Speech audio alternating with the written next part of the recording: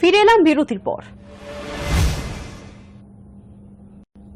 উত্তর পূর্বাঞ্চলে রাজ্য মণিপুরে আবারও জঙ্গি বিরোধী অভিযান শুরু করল পুলিশ এবং আধা সেনা যৌথ বাহিনী।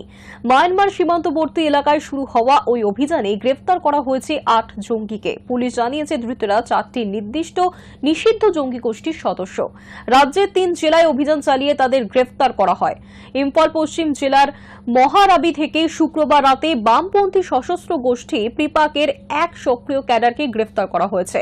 কাকচিং জেলার উমাথেল এলাকা থেকে ধরা হয়েছে আরও 1 সশস্ত্র গোষ্ঠী সোরেপার 2 সদস্যকে। তার আগে শুক্রবার রাতে পর্যন্ত অভিযানে ইম্ফল পশ্চিম জেলার কাংলেইপাক কমিউনিস্ট পার্টির 3 এবং কাংলেইপাক কমিউনিস্ট পার্টির 2 ক্যাডারকে গ্রেফতার করে যৌথ বাহিনী।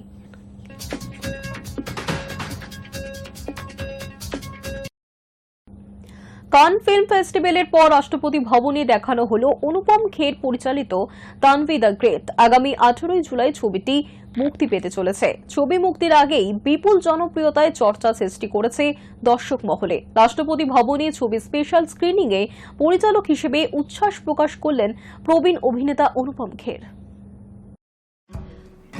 ফের পরিচালকের আসনে অনুপম খের। দীর্ঘ 2 দশক পরিচালনা থেকে বিরত থাকলেও প্রবীণ এই অভিনেতার অভিনয় মন কেড়েছে দর্শকের। তবে সাম্প্রতিককালে অনুপম পরিচালিত তানভি দ্য গ্রেট ছবিটি বেশ চর্চা সৃষ্টি করেছে। কান ফিল্ম ফেস্টিভ্যালের বিশেষ সিনে বিভাগে ছবিটি প্রদর্শিত হওয়ার পর থেকেই দর্শক মহলে কৌতূহল ছিল চোখে পড়ার মতো। বিশ্বের দরবারে বিপুল জনপ্রিয়তা ও প্রশংসা কুড়িয়ে এবার রাষ্ট্রপতি ভবনে দেখানো হল তানভি দ্য গ্রেট। শুক্রবার রাষ্ট্রপতি ভবনের কালচারাল সেন্টারে ছবিটি প্রদর্শিত হয়। এক বিশেষ ক্ষমতা সম্পন্ন তরুণীর দেশের হয়ে অভাবনীয় লড়াইয়ের গল্প দেখে মুগ্ধ খোদ রাষ্ট্রপতি দ্রৌপদী মুর্মু।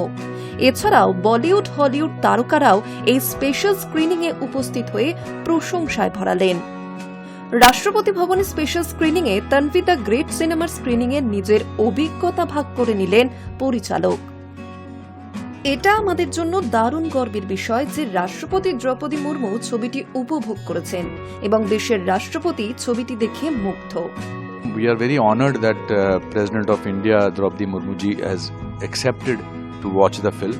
हमारी पूरी काफ़ी लोगों की यूनिट के सामने ये हमारे लिए इससे बड़ी, वो आर्म्ड फोर्सेस की सुप्रीम कमांडर हैं, हमारे लिए इससे बड़ी उपलब्धि की बात क्या हो सकती है कि रिलीज से पहले हमारी फिल्म हमारे देश की राष्ट्रपति देखेंगी और इतना बड़ा होगा, और वो परफेक्ट एग्जाम्पल है, डिफरेंट बट नो लेस। বিদেশের বিভিন্ন ফিল্ম ফেস্টিভ্যালের পাশাপাশি দেশের মাটিতেও বিপুল প্রশংসা পেতে শুরু করেছে অনুপম খের পরিচালিত তানভি দ্য গ্রেট। ছবিটি প্রেক্ষাগৃহে মুক্তি পেতে চলেছে আগামী 18 জুলাই। মুক্তি পাওয়ার আগে এই ছবির জনপ্রিয়তা কৌতূহলী করে তুলেছে দর্শক মহলকে। Hi news network. মার্কিন ভিসা পেতে গেলে এবার থেকে দ্বিগুণের বেশি অর্থ ব্যয় করতে হবে ভারতীয়দের। নয়া আইনের মাধ্যমে মার্কিন ভিসায় এবার ইন্টিগ্রেটিং ফি যুক্ত করল মার্কিন প্রশাসন, যার মাধ্যমে ভিসার আবেদন করলে এই ফি বাবদ দিতে হবে বাড়তি $250 মার্কিন। বলার অপেক্ষা রাখে না এই নিয়মের জেরে আমেরিকা যেতে গেলে বিপাকে পড়বেন ভারতীয়রা। মার্কিন ভিসা পেতে গেলে এবার থেকে দ্বিগুণের বেশি অর্থ ব্যয় করতে হবে ভারতীয়দের। নয়া আইনের মাধ্যমে মার্কিন ভিসায় এবার ইন্টিগ্রেটিভ ফি যুক্ত করল মার্কিন প্রশাসন, যার মাধ্যমে ভিসার আবেদন করলে এই ফি বাবদ দিতে হবে বাড়তি $250 মার্কিন। ভারতীয় মুদ্রায় যা প্রায় 21,000 টাকা। 2026 সাল থেকে কার্যকর হয়ে যাবে এই নয়া নীতি। বলার অপেক্ষা রাখে না এই নিয়মের জেরে আমেরিকা যেতে গেলে বিপাকে পড়বেন ভারতীয়রা। হোয়াইট হাউসে বিদেশিদের আটকাতে একের পর এক কড়া পদক্ষেপ নিয়েছে ট্রাম্প সরকার। শুরুতেই অবৈধ অভিবাসীদের দেশ ছাড়া করার পাশাপাশি বিদেশি পড়ুয়াদের ভিসা বাতিল, গ্রিন কার্ড হোল্ডারদের ওপর চাপ বাড়িয়ে তা আত্মসমর্পণ করানোর চেষ্টার অভিযোগ উঠেছে। সেই ডামাডোলের মাঝেই সম্প্রতি মার্কিন পার্লামেন্টে পাশ হয়েছে বিগ বিউটিফুল বিল। এই বিলের মাধ্যমে মার্কিন ভিসায় যুক্ত করা হচ্ছে ইন্টিগ্রিটি ফি, যার জেরে আগে যেখানে মার্কিন ভিসা পেতে মাথাপিছু খরচ হতো মাত্র 16,000 টাকা, 2026 সাল থেকে সেটাই গিয়ে দাঁড়াবে প্রায় 40,000 টাকায়। নয়া মার্কিন নীতি অনুযায়ী যারা সাময়িকভাবে আমেরিকায় যাচ্ছেন তাদের জন্য প্রযোজ্য হবে এই ইন্টিগ্রিটি ফি, অর্থাৎ পর্যটন, ব্যবসা, পড়াশোনা ও কর্মসূত্রে যারা আমেরিকা আসবেন তাদের জন্য এই নিয়ম লাগু হবে। যদিও কূটনৈতিক ভিসার জন্য এই খরচ লাগবে না। পাশাপাশি আরও জানা যাচ্ছে এই ইন্টিগ্রেটিভ ফি কিন্তু স্থির নয়, মূল্যবৃদ্ধির সঙ্গে সঙ্গে এর খরচও বাড়বে। জানা যাচ্ছে বর্তমানে মার্কিন ভিসা B1 ও B2 এর জন্য খরচ পড়ে প্রায় 185 মার্কিন ডলার, অর্থাৎ ভারতীয় মুদ্রায় 15,000 টাকা। 2026 সাল থেকে এর সঙ্গে যোগ হবে ইন্টিগ্রেটিভ ফি, যার ফলে এখানে যুক্ত হবে I-94 ফি, ESTA বাবদ আরও 10,000 টাকা ও অন্যান্য আরও খরচ যোগ হবে এর সঙ্গে। সব মিলে ভিসার খরচ বাবদ পড়বে প্রায় 40,000 টাকা। High news Network. প্রয়োজনে আবারও ইরানে হামলা চালাবে ইসরায়েলি সেনা, আর সেই হামলার অভিঘাত হবে আরও ভয়ঙ্কর। শুক্রবার এই হুঁশিয়ারি দিয়েছেন ইসরায়েলের প্রতিরক্ষা মন্ত্রী। ইসরায়েলি বায়ুসেনার একটি কর্মসূচিতে ইরানের নেতৃত্বকে উদ্দেশ্য করে ইসরায়েলের প্রতিরক্ষা মন্ত্রী ইসরায়েল কাটজ বলেন, আপনারা যদি ইসরায়েলকে হুমকি দেন বা ক্ষতি করার চেষ্টা করেন, তাহলে ইসরায়েলের লম্বা হাত তেহরান, তাবরিজ, ইসফান আপনাদের যে কোনো জায়গায় পৌঁছে যাবে। নতুন করে উত্তেজনার এই আবহেই শুক্রবার তেল আভিভ জানিয়েছে, জুন মাসে ইরানের পরমাণু কেন্দ্রগুলিতে ইসরায়েল এবং মার্কিন সেনার বোমাবর্ষণের পরে আয়াতোল্লাহ খামেনেইয়ের দেশের হাতে পরমাণু বোমা বানানোর উপযোগী সমৃদ্ধ ইউরেনিয়াম রয়ে গিয়েছে, যা ইসরায়েলের নিরাপত্তার পক্ষে উদ্বেগের। প্রসঙ্গত 12 জুন রাজধানী তেহরান সহ ইরানের বিভিন্ন শহর এবং পরমাণু ঘাঁটিতে বিমান হামলা চালিয়েছিল ইসরায়েলি বিমানবহর। ওই অভিযানের পোশাকি নাম ছিল অপারেশন রাইজিং লায়ন। এরপরেই পুরোদস্তুর ক্ষেপণাস্ত্র ও ড্রোনের লড়াই শুরু হয় দুই দেশের। সংঘর্ষের সেই আবহেই 21 জুন ইরানের 3 পরমাণু কেন্দ্র ফোর্ডো, নাজ এবং ইসফানে 36টি বাংকার ব্লাস্টার সিরিজের GBU-57 বোমা আর টোমাহক ক্রুজ ক্ষেপণাস্ত্র মার্কিন বিমান বাহিনীর অপারেশন মিডনাইট হ্যামার চালিয়েছিল। শেষ পর্যন্ত মার্কিন প্রেসিডেন্ট ডোনাল্ড ট্রাম্পের মধ্যস্থতায় 24 জুন সংঘর্ষ বিরতি হয় তেল আভিভ তেহরানের। এই পরিস্থিতিতে বেঞ্জামিন নেতানিয়াহু সরকারের প্রতিরক্ষা মন্ত্রীর মন্তব্য নতুন করে উত্তেজনার অনুঘটক হতে পারে বলেই মনে করা হচ্ছে। High news Network. রাশিয়ার বিমান এবং ক্ষেপণাস্ত্র হামলা ঠেকাতে ইউক্রেন সেনাকে 5,000টি থ্যালেস আকাশ প্রতিরক্ষা ব্যবস্থা সরবরাহ করবে ব্রিটেন। রাশিয়ার বিমান ও ক্ষেপণাস্ত্র হামলা ঠেকাতে ইউক্রেন সেনাকে 5,000টি থ্যালেস আকাশ প্রতিরক্ষা ব্যবস্থা সরবরাহ করবে ব্রিটেন।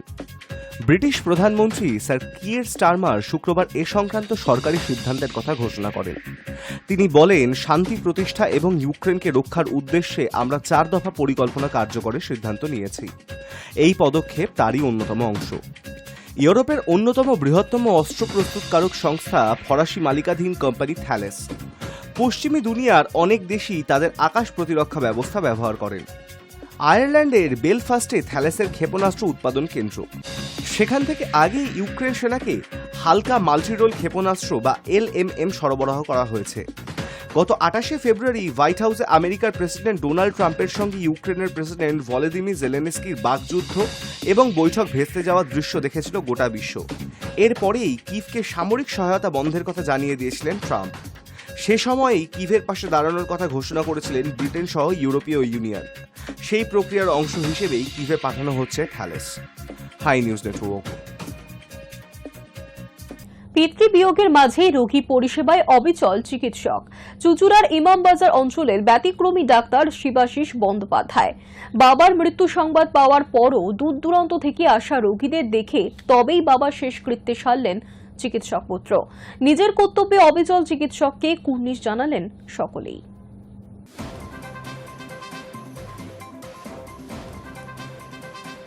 বাংলাদেশের রাজধানী ঢাকার জনবহুল এলাকায় দিনে দুপুরে এক ব্যক্তিকে পাথর দিয়ে পিটিয়ে থেতলে হত্যা করা হয়েছে। প্রাথমিক তদন্তে জানা গিয়েছে, হত্যাকারীরা কোনো ঘোষিত জঙ্গি বা নাশকতাবাদী সংগঠনের সদস্য নয়।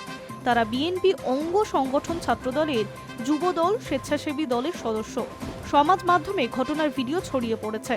তা দেখে বহু মানুষ বলছে, আফগানিস্তানের তালিবান শাসনে রাজধানী কাবুলেও এমন ঘটনা ঘটেনি।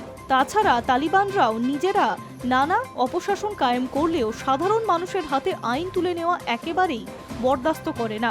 বাংলাদেশের পরিস্থিতি আফগানিস্তানকেও হার মানায়। ঘটনাটি ঘটেছে ঢাকার ব্যস্ত এলাকা মিটফোর্ড রোজে স্যার সালিমুল্লাহ মেডিকেল কলেজ হাসপাতালের সামনের রাস্তায়। নিহতের নাম লালচাঁদ ওরফে সোহাগ।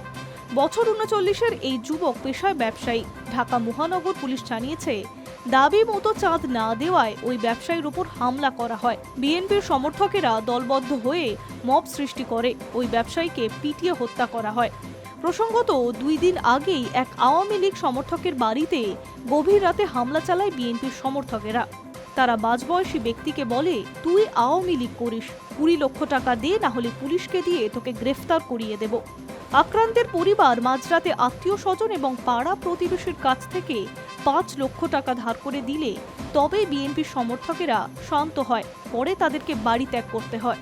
ঢাকার কোতোয়ালি থানার ওসি মোহাম্মদ মনিরুজ্জামান জানান, নিহতর বোনের অভিযোগের ভিত্তিতে 16 জনের বিরুদ্ধে মামলা রয়েছে।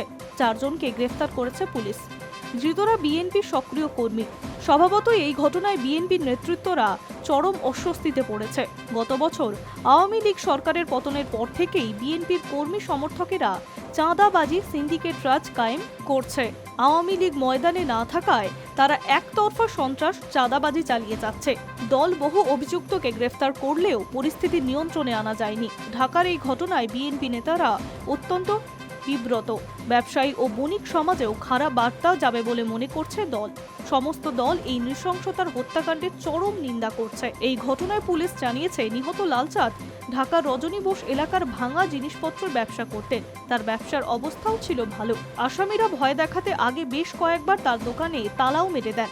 ঘটনার দিন তাকে দোকানে এক দফা মারধর করে রাস্তায় এলে ফেলে পেটানো হয় তাকে।